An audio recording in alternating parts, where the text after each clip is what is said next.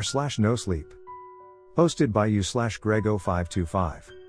I live in a lighthouse and I shouldn't have opened the door that night. The storm was immense and the waves crashing against the shoreline seemed to shake the ground beneath me. The wind was so powerful I thought it would tear the lighthouse down. The light of the lighthouse disappeared into the night. The thunders drowned out the crash of waves and sounded like 1,000 drums beating in a fierce battle. Rain poured down like a waterfall, and lightning bolts streaked across the sky, lighting up the ocean for a brief moment just before the thunder fell like a hammer on the shore. Fear ran through my veins as I desperately hoped that the lighthouse would shield me from the raging storm. I was considering leaving the top floor and going down to the lowest one, just in case, but I was praying that the storm would die down soon. People usually wonder why I chose to live in a lighthouse. The truth is, I wanted to be alone, surrounded by peace and quiet. It didn't take me long to feel at home here, and now I embrace every moment of it. Here, on one of the Shetland Islands, I am far away from the everyday hustle and bustle of town, but that doesn't bother me, being so near the sea more than makes up for it. Every morning I go down the winding stairs to the shoreline, cup of coffee in hand, to take in the view and be grateful for my current situation. Living here can feel like I'm cut off from the rest of the world, but at least I have access to the internet that way. I'm still able to keep in touch with my loved ones. That night, the storm did not want to dissipate and the building began to tremble, so I decided to go to the ground floor out of fear that it might collapse. As I descended and reached the bottom, I let out a sigh of relief. That's when I heard the knock on the door. Seriously? I asked, wondering if it was a figment of my imagination. Who could possibly be knocking on my door during the storm of the century on a remote island? I heard the knock again and this time it seemed more urgent. My heart raced as I opened the door, and I saw a man standing outside, water streaming down his face. His eyes were heavy with exhaustion, his clothes drenched and clinging to his body, his breath coming in weak gasps and his face was pale and fatigued. Can I help you? I asked awkwardly. Without saying anything, the man stepped inside and stopped. Has he been here? He asked. I furrowed my brow, unsure of what he meant. Who? Nobody has been here before me? He asked. His gaze shifted to the dust-covered sofa, his hands clenched and unclenched at his sides. You are the first person I've seen here in 2 months, I answered. Are you sure he isn't here? He asked in disbelief, and then marched past me up the spiral staircase without waiting for a reply. His eyes darted around wildly, searching for something with great intensity. I raced up the stairs after him, yelling, Hey man, stop. Who do you think you are? My voice echoed in the darkness. When I reached the top of the lighthouse, I saw him standing in the middle of the room, surveying the area. His shoulders drooped in relief when he realized that it was just us. Now tell me, what's going on? I said, studying his face for signs of distress. He looked like he had been through a storm, and I felt a pang of empathy. He didn't answer, so I gave him a minute to collect his thoughts. We went back to the ground floor. I bustled around my mini kitchen, filling the kettle with water and setting it on the stove. I shuffled through cabinets until I found my favorite mug, and spooned out 2 teaspoons of loose leaf tea leaves. When the water had boiled, I poured it into the mug, stirred it and placed it in his hands. He took a grateful sip and let out a sigh. Where is your ship? I questioned, peering out of the window. Blackness was all that greeted me, and the downpour was so intense it seemed like the glass might break from the force of the rain. I have no ship, the stranger said. That's when I got a good look at him. His dark hair and blue eyes caught my attention. He was likely in his middle years, though I couldn't tell exactly how old he was. His eyes held something unspoken, as if he had some sort of secret while he sipped his tea. How did you arrive here without a ship then? I inquired, certain that asking if he swam was an absurd suggestion. The stranger's eyes had a distant faraway look as if he was looking back in time. I've been here for as long as I can remember, he said, his voice full of wistful nostalgia. Are you serious?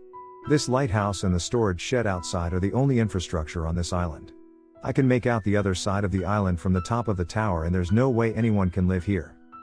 The island was relatively small indeed, like 25 football fields. There were some small forests and plantations, and it wasn't possible to live there. The company that ran the island lighthouse said nothing about anyone living there. Really man, what are you doing here? I pressed on.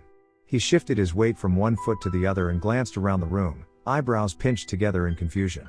Look, you need to do something for me. If you don't follow my instructions, it will have terrible consequences, he said, and he was frightened. Okay, what is it? I decided to play along. I am leaving soon. If I come back before midnight, Whatever I say, do not open the door. Well, that was a very strange request. I looked at my watch. It was 10 o'clock. So you don't want me to let you in if you return before midnight? I asked. The man's voice rose in intensity when he said, yes, exactly. He stood up and strode towards me, his face a mask of seriousness. He crouched down until his eyes were level with mine, and he gazed deep into my eyes with an intensity that made me feel uneasy. You need to remember, it does not matter what I say, you cannot let me in. His voice boomed like thunder and I could hardly distinguish it from the rumbles of the storm outside. Listen to me very carefully, son, he went on. Even if I am very convincing to let me in, you need to keep the door closed, you understand? He said and gripped my face in his hands. Apparently, the pressure was too much because I quickly removed his hands. He soon noticed my resistance. But where are you leaving? I asked. That does not matter. Wait until midnight, do not open the door earlier. You understand? He said. The man's voice was deep and raspy as if every word came out of his mouth with a heavy dose of gravel. His words were clipped and laced with a dialect that seemed to be older than time. He drank the last of his tea and I ushered him to the door. My name is Balder, by the way, he noted on the way down. I opened it for him and he vanished into the night. After I closed the door, a loud thunderclap startled me, so I scurried back to my sofa and flung myself onto it. The storm had left me exhausted from being alone, and this one was more powerful than any other I'd seen. I consulted the calendar next to the wall, hoping that the supply ship would arrive tomorrow. They usually came to the island every 2 weeks. I made up my mind to tell them about the strange encounter, but doubt crept into my mind. What if he was a criminal running away from danger? Or worse, a murderous lunatic? Come to think of that, I questioned my own decision to let the mysterious person in. I was still confused as to how he had managed to reach such a tiny island. I needed something to take the edge off, so I went to the fridge and opened it.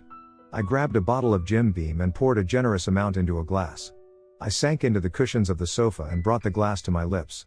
The sweet aroma of the whiskey filled my nostrils as I sipped, feeling the warmth of it spread throughout my body.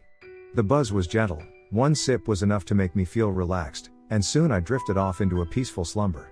The knock on the door jolted me awake and I glanced over at the clock on the wall, realizing it was already 11:05 p.m. I barely had any rest that night, my heart pounding as I walked to the door. There was another knock. I stood before the door, and then heard a familiar voice pleading for help. Who is that? I asked. I am wounded. Please let me in. He said. I can't do that. Look, I know that you are feeling scared of letting a stranger inside in the middle of the night, but I wouldn't ask you to do that if I wasn't seriously injured. I slowly creaked the door open, my heart pounding in my chest. I couldn't believe it. There he was, wearing the same gray raincoat and brown trousers he had been wearing earlier. His face was pale and drawn, his eyes wide and wild. But it was the red stain that caught my eye, a deep, dripping gash across his stomach. He stumbled forward, barely able to keep his balance. Also, there was a bag next to him. He shouldn't have taken such a risk by going out alone. I was worried that he would get hurt, and I was correct. How could he have thought this was a good idea? It was clear that he was on the brink of death and I had to open the door for him, no hesitations. I gently picked him and the bag up and carried him inside, laying him down on the couch tenderly. He had already lost so much blood, I feared he would not make it through the night. I grabbed a stack of towels from the kitchen and placed them around him to mop up the blood before wrapping them tightly around his midsection in an effort to slow down the bleeding. I made sure he was comfortable before racing back into the kitchen and checking my medical cabinet for antibiotics and painkillers.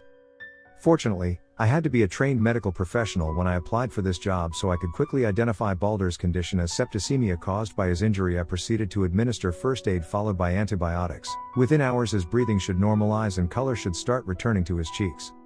So what happened? I asked. I just did something that I shouldn't have. You can call me Balder, he said while I was doing my job. I know, I said, without looking up. How do you know? He asked, his eyes widening in surprise. Because you have just left an hour ago. I said, gesturing emphatically. Did I? He asked, his face scrunched up in thoughtful concentration. Look. Tell me, what kind of sick joke are you playing with me? Huh? I demanded, every muscle in my body tensing up with anger. He reached out and gripped my shoulders lightly, surprising me with his strength despite his injury. What did he look like? He demanded. Are you crazy, man? It was you. I said. No, it wasn't. Listen to me carefully. That man is very dangerous and somehow, he's impersonating me. What did he say to you? I shrugged my shoulders in response. Just that I shouldn't let you in. Oh no, he covered his face with his hands as if he had received devastating news. Are you finally going to tell me what's happening?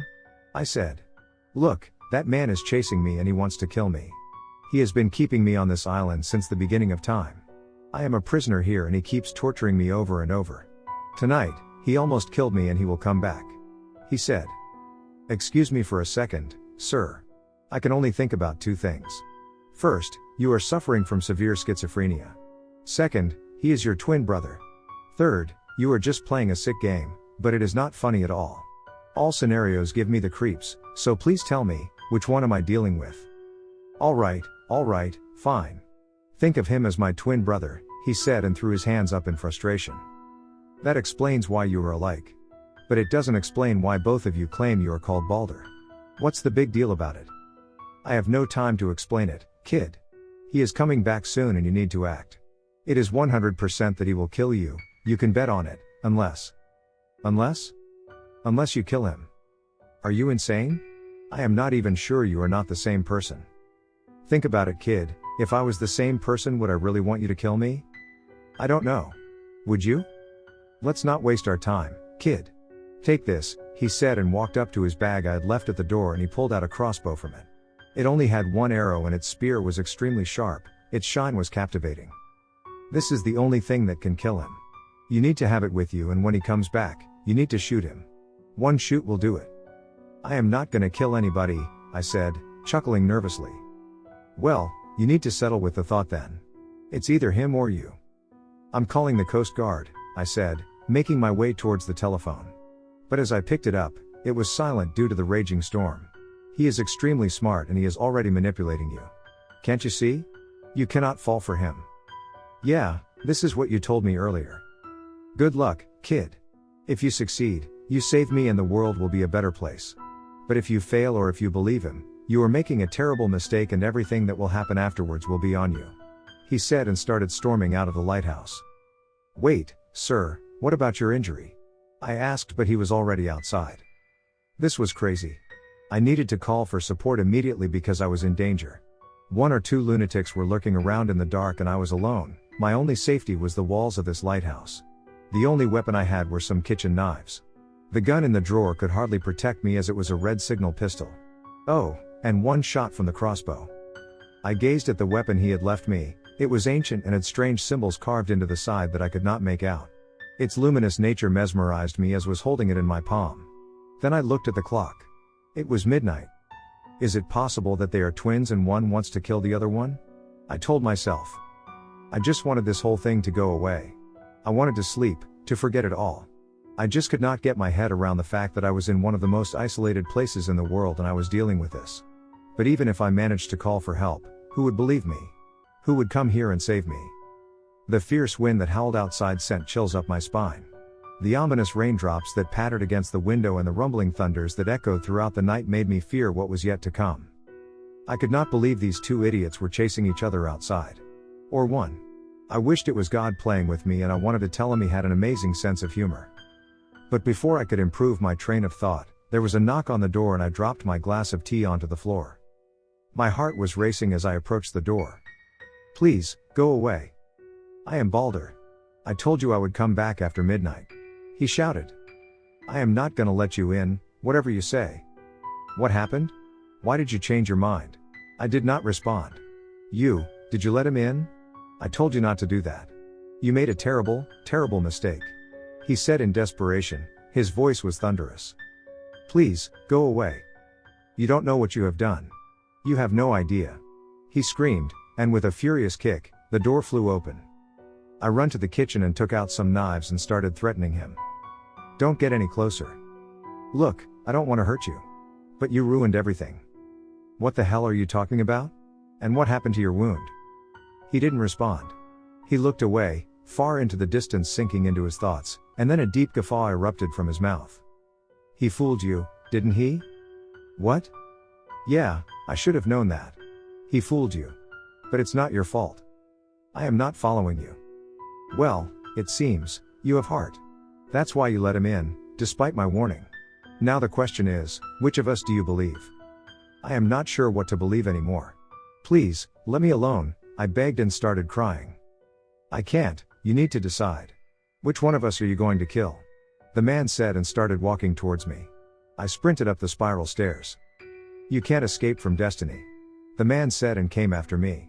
I knew that I had to get away, so I kept on running until I reached the top of the tower. Finally, I got to the last floor, but there was no way out. He was blocking my only exit. In desperation, I grabbed an old sword from a nearby wall and held it up as a warning. The man stopped in his tracks and started laughing. Oh, so you want to fight me now? All right then. He said with a smirk. He lunged suddenly at me and I thrust the sword forward. But when I looked up, he was still standing there, still laughing. See, I can do the same thing that he did. Don't you take pity on me too? He exclaimed while a red stain began to form on his clothes. I couldn't believe my eyes as the sword passed straight through his body. He was bleeding but it didn't have any effect on him. What the hell are you? I murmured. Then I remembered the arrow, which I left downstairs. I was an idiot. How could I have left it there? I needed to figure out something. Get out of my way. I yelled, and gave him a shove. He stumbled down the stairs, tumbling like a cogwheel, while I dashed behind. He lay there at the bottom, dazed and hurt by the fall. I stepped over him and hastened to the table. When I picked it up, he was standing up slowly. Now you are talking. He said with a gleam in his eye, his mouth snapped shut. I swear, I will do it. I frowned at him. Look. I don't want to hurt you, son. You don't know a lot of things about this island and us. Let's talk. Put that thing down, he said and started coming towards me. He picked the crossbow from the table but it was too late. He grabbed it and tried to take it out of my hands. I tried to push him away but he wouldn't let go. He kept pulling on the crossbow and then, before I knew it, my finger slipped and the bolt released from its string.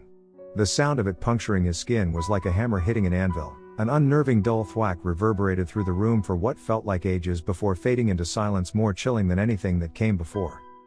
I am so sorry, I didn't want to. I mumbled, covering my mouth with my hands.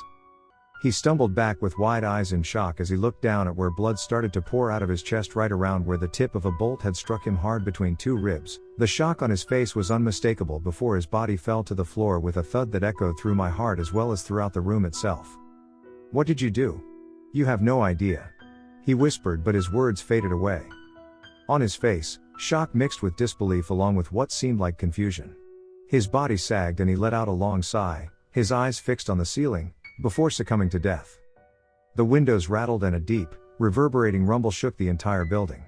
It was a deafening roar that thundered across the sky, drowning out all other sounds. I had never heard anything so loud and powerful, and I felt my chest vibrate with the force of it. Tears began streaming down my face when reality hit hard. I accidentally killed him and I had no idea if I killed the good or the bad person.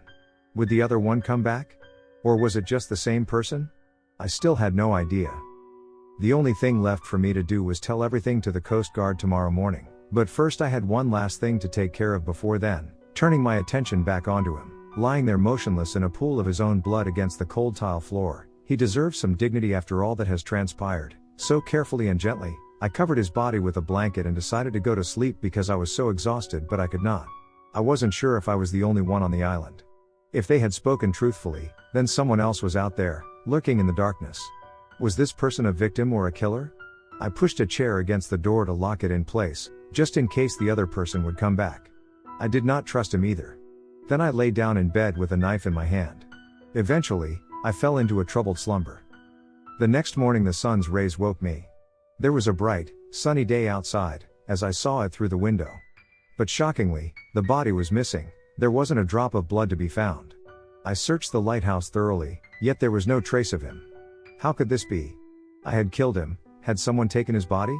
The door remained locked from the inside, so no one could have taken his body. I looked at my watch. The ship with the supplies was probably on the way. I was thinking if I should report this incident to the Coast Guard. What if it was just a very vivid dream? What if it was only made up by my own imagination? I decided it would be best to leave it be, as I had no desire to make a fuss or disrupt my livelihood. I emerged from the building, my eyes adjusting to the sudden brightness of the sun's rays. The ocean was a tranquil blue on the horizon. The vessel pulled up to the dock and the crew disembarked. They rushed about, delivering the cargo and stowing it away in the lighthouse's adjacent shed. The captain was an old man with a thick, grizzled beard, with weathered eyes, and his face had the wrinkles of a lifetime of experience. "Last night I thought the storm would never go away," I told him. "Storm? What storm, son?" the captain asked and glanced around, trying to make sense of his confusion. "I don't understand. The storm last night was so strong I thought the lighthouse wouldn't make it through," I replied, my voice quavering uncertainly. Nothing was reported in this area. The water was very silent and still in the moonlight. I and my friend were peacefully angling away, without a care in the world, he said. "That's impossible," I said and looked around. Indeed, there was no trace of any storm, everything was dry. "Captain, may I ask something?" "Fire away." "Have you heard of anyone living on this island?" "No one has ever left this island as far back as I can remember." "So you haven't heard of anybody ever set foot here?" "Nope. Unless you are talking about Balder and Hoder." "You said Balder?" My jaw dropped in shock. "Aye. They are characters from Norse mythology. The Shetland Islands were inhabited by the Vikings for some time, you see." I swallowed. Who are they?" "I haven't heard of them, but it sounds interesting," I lied. "They are divine twin brothers. Balder is the god of light, Hoder is the god of darkness. Balder is a beloved god who was always mocked by his jealous brother. Hoder believed that humanity fight, destroy, and kill, they are greedy and corrupt and never change. Balder on the other hand believed that humanity has a good nature inside. To prove their point, they agreed they would be willing to die at the hand of a human one day, so they would leave the decision to a human based on his morals. The one left alive would be set free and leave this island. You see, they cannot kill each other. They can torture each other, they can inflict wounds and cause physical pain to each other, but they will heal and cannot die. The local legend goes that their mother Frigg cast them away to this island and tasked Balder with taking care of his brother, so neither can they leave the island together. It's either one of them or none of them, you see. As long as they are on this island, the world is in balance and the duality of good and bad is maintained. But of course, there are many other versions of this legend, this is just one of the many. I covered my mouth in shock and I wanted to cry. "How do you distinguish them?" I asked in a trembling voice. The captain chuckled. "You can't. They look identical and there is no way of telling them apart. If the legend is true, one day they would both trick the human into killing the other one with a mistletoe arrow. That's the only weapon that can kill them, and only by a human." My mouth hung open and my eyes widened in disbelief. I felt my heart racing and my body rigid with shock. I was unable to move, unable to process what I had just heard. Did they hide anything on this island? I am not that good at local folklore, my boy, but I don't think so. Anyway, how are you dealing with this isolation, young man? I could hardly focus on his small talk after what I had just heard. I had a short conversation with him, and after his sailors finished loading the ship, my mind was racing. Did I really encounter two godlike beings? If so, which one of them did I kill? The good or the evil brother? If I killed the real Balden, I did make a terrible mistake and the darkness will take over the world. If I killed Hodin, the evil brother, the world will embrace the light and love. Of course, both of them claim to be Balden. The evil brother tricked me. Two things are possible. If I met the real Balden during my second encounter, he must have been tortured by his evil brother, as the captain mentioned. In this case, I must have killed the evil brother. But it is also possible that he was Hodin and he pretended to be the victim. Which means that I killed the real Balden and now the evil one is free. This idea sends chills down my spine. I have become obsessed and I have been combing through the island since that night, searching for whatever they had left behind. So far, I have found nothing. My hope that I will find a treasure chest is fading away. At the same time, I am watching the world news to find a clue about the future waiting for us and to find out which one of them I accidentally killed that night.